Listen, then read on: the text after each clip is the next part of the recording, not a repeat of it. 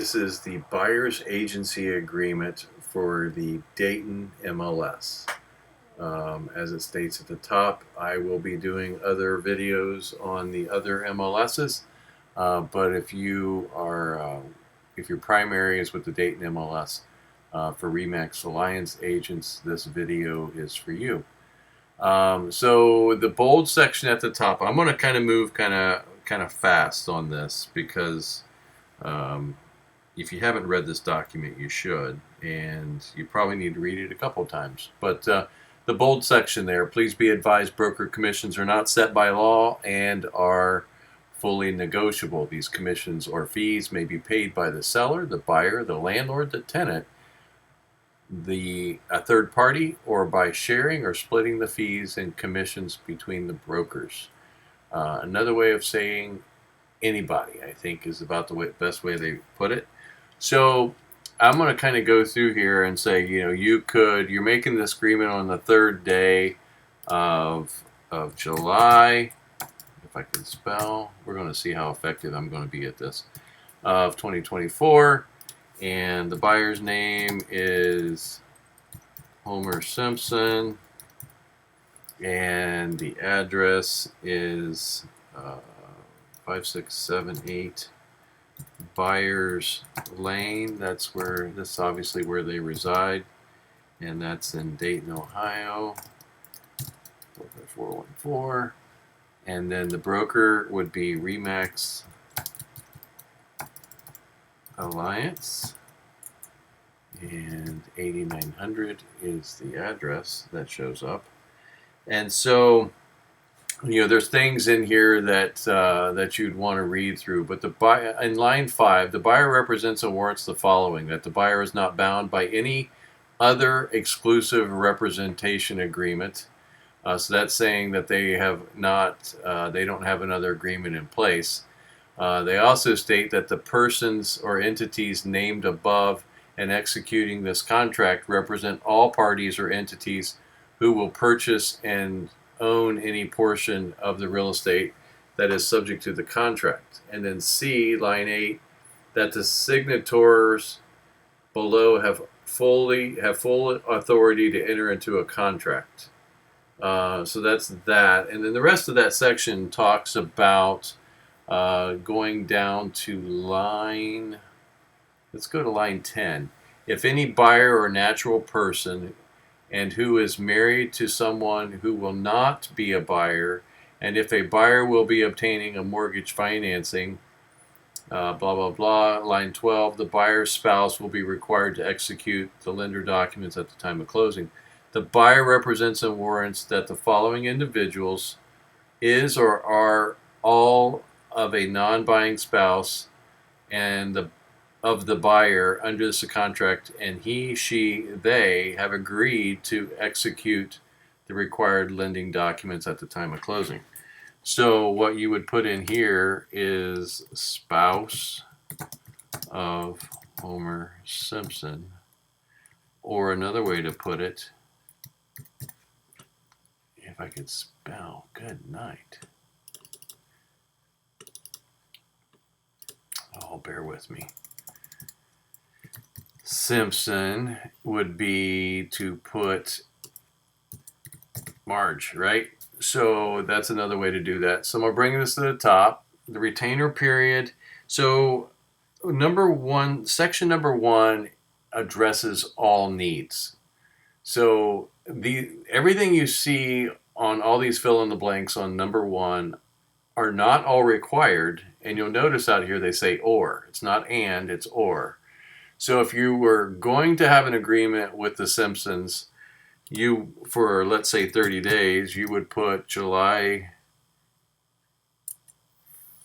3rd, 2024, and let's say we were going to do it for 30 days through August 2nd, 2nd, 2024. Guess I'm showing I'm not perfect. The other thing that you could do is you want to be careful of, am I checking, is this a 1 to 4 unit residential single family, or is this other? So Sometimes you have a buyer that turns into a guy that was buying residential but then turned into commercial. So maybe you want to mark, and you don't have to do this in all cases, but maybe you mark both of these, and maybe you put something in here that says any real estate if residential or commercial. And if you know they're just residential, then obviously you can just mark this box right here. If you wanted them to be exclusive to certain counties, you could put a counties in here. If one of you guys uses counties, please let me know. I want to ask one question, and that is why. I think 23 has absolutely no value. You know, actually it's 24. I'm sorry, counties is 24, and I just don't see it happening. So where I see you guys using things is line 17, line 20 through 22, and line 25. So in 25's case, if I was not going date specific, so I would take the dates out, I would put something like, click on this box here. For some reason, it won't let me click on it. And then you would put real estate located at 123 Main Street, right? So if I was going to set this up where I was just going to show this person one property and this buyer's agency agreement was exclusive to the one property only, you would utilize number 5. If you're going to use it for all real estate for a period of time, you would use line 17. So I know I kind of belabored that point, but I wanted to at least be very thorough. So then section 2, broker agrees to use due diligence and professional knowledge and skill in locating real estate meeting the buyer's criteria and shall act in the buyer's interest in negotiating the terms and conditions of the purchase of real estate. So section 3, during this agency period, the buyer will deal exclusively with the RE/MAX Alliance agent with respect to any and all inquiries, showings, proposals, negotiations, and offers related to the buyer's acquisition of real estate. Any offers made by the buyer during the agency period shall be made through the broker. In addition, any and all efforts made by the buyer within, and I'm going to tell you to put somewhere between 90 and 120. Now, don't put 90-120. You got to put 90 or 120 or something in between. So I'm going to, in this case, put 90. So the offers made by the buyer within 90 calendar days of the expiration of the agency period, which is called the terminal period, with respect to any all real estate which the broker brought to the buyer's attention during the agency period, shall be made through the broker. So if you can prove that you showed a house at 123 Main Street while in the agency period, and this agreement terminates for a period of 90 days, that buyer, if they buy that property, would be on the hook to this document, which means that they would owe commissions. If any offer, I'm on at the end of line 34, if any offer which buyer is required to make through broker, whether or not such offer is actually made through the broker, is accepted by the seller and proceeds to closing, A, the buyer and or B, to an entity or trust that the buyer has interest, to any other buyer in which the buyer has assigned the buyer's rights to purchase real estate. So that basically is covering you that anything that this family of buyers were to buy would protect your commission. 38, line 38, buyer shall be entitled to a fee as specified below.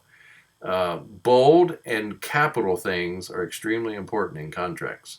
This contract does not obligate the buyer to make an offer or to enter into a contract to purchase any real estate. Requires initials at the bottom of page 1. Keeping moving here on section 4. So let me read through my notes. So this is where you talk about commissions and you talk about negotiating commissions. And so in my case, I'm going to, because this video is public and others can see this video, I'm not going to talk about commissions in a specific sense, but as you would read this paragraph in line 43, broker's fee shall be in the amount of some dollar amount, zero if left blank, and some percent, again, zero if left blank, and if there's any other tech, admin, service fees, or additional commissions, you could add that into line 45. And again, if you leave it blank, it's zero. So that's pretty self-explanatory. But for legality reasons, I am not going to put those numbers in that box. That is something that we can talk to about as agents within the brokerage. But again, with this being public facing, I should not do that. So moving forward, dual agency talks about the opportunity for dual agency. Nothing has changed in that regard. Continuous efforts. If the buyer makes an offer to purchase real estate during the agency period or during the terminal period, the buyer authorizes the broker to continuously assist as a buyer's agent. So whereby fees shall remain in effect is what Section 6 is saying. Section 7 is a retainer. So in Section 7's case, you could ask for, let's say, $1,000 of a retainer, whereby that retainer would be used to refund back some of the fees, or the $1,000 would be refunded back from whatever is owed in Section 4. Okay, so, and again, if left blank, it's zero. Fair housing is not changed. That's always been in effect for real estate agents, and so that hasn't changed. That's continued to be the same.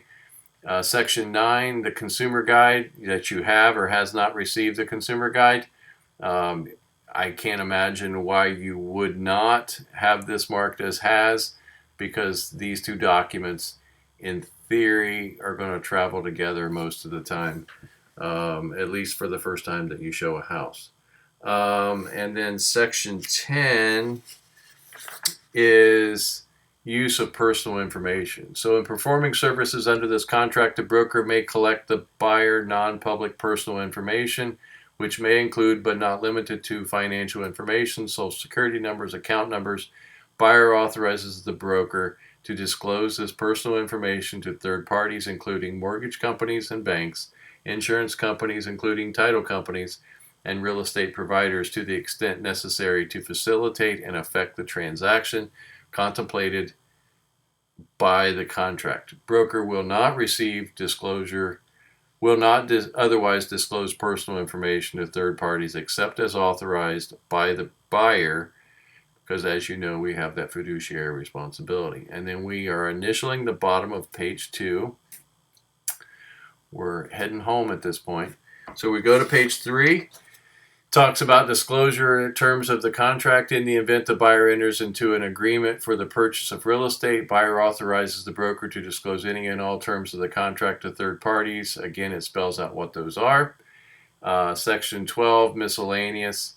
This contract is to be governed by and construed in accordance with the laws of the state of Ohio. B, the parties hereby submit to the exercise of personal jurisdiction over them in the courts of Ohio. C, contract may be signed in counterparts, and which taken together shall constitute a single binding enforceable agreement. Blah, blah, blah. That's pretty self-explanatory. Section 13 is indemnification. The buyer shall indemnify, defend, and hold broker and its affiliates and licensees harmless for and against any and all claims, demands, actions, losses, damages, or judgments, including reasonable attorney fees arising out of or resulting from brokers' responsible reliance upon buyers herein representations and warranties. So there's that indemnification clause is important. And so there's a section on the left where the brokerage would sign, so you would put Remax Alliance in this space. and you would sign in this section right here. So sign here. And then you're putting the address for the brokerage. You're putting the phone number for the brokerage. You're putting the email. Again, that's probably going to be the agent's email. It's going to be the agent's phone number and email. As far as date and time goes, if you're wet signing this document, you would need date and time. If you're using something digital, some digital platform like .loop, obviously those date and time for you, and you don't need this section down here. If there's one buyer or two, you would do the same for buyer number one. If you have buyer number two, you would do it down here. And I'll just add that in the event that you have a buyer number three, use addendums, use blank space, whatever you got to do. Those are all important things to keep in mind. So I hope this helps, and I'm sure we will talk more about this in the future. But that is the Dayton Area Realtors Buyer's Agency Agreement. Thank you.